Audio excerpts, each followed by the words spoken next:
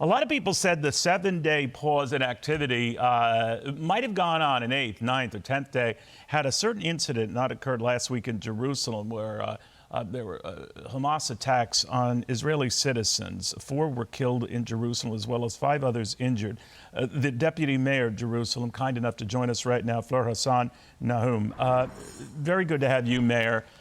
Do you think when you look back at that pause ending, that the attack in your city might have been a big reason?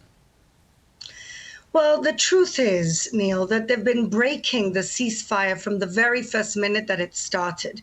It started last Friday, and between 7 and 7:15, which was supposed to be the first 15 minutes of the ceasefire, we had a barrage of rockets.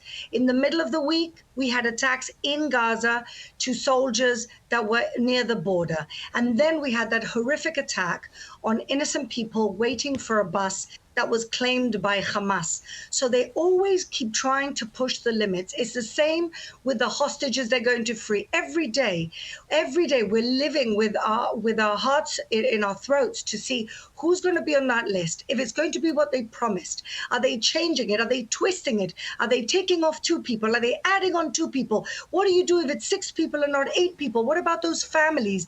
This is psychological warfare, and enough is enough. You know, Mayor, we're learning that there are 136 hostages still being held in Gaza. Then we come to learn that that includes 6 who have since been killed, and their bodies are still in Gaza. So the numbers and the updates change by the day. So I don't want to be morbid about it, Mayor, but how do we know only that many are dead, that Hamas is stringing us along? We don't. And the worst thing is that we can't even get proof of life. And even worse, that the Red Cross are really not being activated. They're not going. They claim they're not letting them in. The Red Cross used to talk to Boko Haram in Africa. Are you really telling me that they work with Gaza the whole time? They're working in Gaza. But this is something that they can't do. So there's something very sinister going on where even these global organizations are part of this. They could be that half of the hostages are dead. We don't know anything, and we're in the hands of these genocidal terrorists, and God knows who are alive, who are dead. And we also hear that they took bodies with them over the border in order to continue playing these psychological warfare games. Do you ever feel the pressure of the global community? I was raising this with a number of your colleagues in Israel, all the way up to the chief advisor to Benjamin Netanyahu, about how the world plays your response to the Hamas attacks, that you overdo it, and then all but ignores the attack that you experienced in Jerusalem, where more Israelis were killed. That the focus is on atrocities by Israel and not atrocities by Hamas. First of all, there's no atrocities by Israel. We're in war, a war that we didn't start, and that's just war. Nobody talks about the fact that 3 Israeli hospitals were hit in the last month, but everybody's obsessed with Al-Shifa Hospital, which in fact turned out to be a terror base. And so there's a lot of double standards here, things that are never reported. Whilst people talk about our missiles hitting terror targets in Gaza, nobody talks about our innocents being the victims of a barrage of rockets. People have died, houses have been hit. It's just the double standards. It's almost too much to bear. And thankfully, we have good friends that actually do believe us and know right from wrong and good from evil. Do you ever feel, even at the level as a deputy mayor, that the pressure, even from the United States, and we're told that our Secretary Antony Blinken was sort of saying, I don't want to misparaphrase it, Mayor, go slow or be careful or watch, have a measured response. It wasn't apparently, and I wasn't there, received well by some of your colleagues. But that notwithstanding, how do you respond to pressure like that? Look, first of all, America and President Biden have been amazing. They've stood by us from the first moment. The president came here within the first few days. They sent 2 fleets to the Gulf.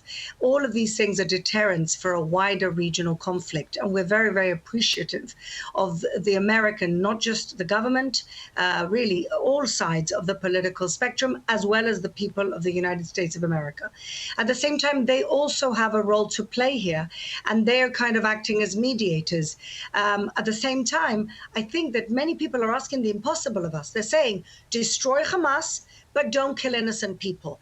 And when Hamas are hiding, because they're cowards, they're hiding behind innocent people, that's almost impossible. I was asked in a radio interview the other day on BBC, well, why don't you get rid of Hamas, which everybody understands are now genocidal terrorists, but don't harm any people? And I said, well, if anybody can give us the formula how to do that, then that person should get the Nobel Peace Prize. I'd like to get your thoughts quickly, if I can, Mayor, on Qatar and these talks out of which the Israeli delegation left for whatever reason, that Hamas wasn't doing enough, they were going nowhere. But if you think about it, Qatar houses a lot of Hamas bigwigs. And Israel, of course, has said that they're going to continue to track them down all over the world, presumably including Qatar. So do you have mixed feelings about Qatar's so-called help in negotiating a truce and all of that comes with it? Qatar wants to be both the fire starter and the fire extinguisher. That's the double game they're playing. They want to be relevant. They want to be friendly with the United States. They want to be friendly with Iran. They are sending money to the Gaza Strip. They are housing them. And now they want to be seen as the mediator and gain relevance as this international, government that can bring results. Qatar are very dangerous because they're playing a double game. Like I said, they're starting the fire, and then they want the world to recognize that they're putting out the same fire that they started. Mayor, thank you very much for taking the time. Be safe, be well. I'm Steve Doocy. I'm Brian Kilmeade. And I'm Ainsley Earhart. And click here to subscribe to the Fox News YouTube page to catch our hottest interviews and most compelling analysis.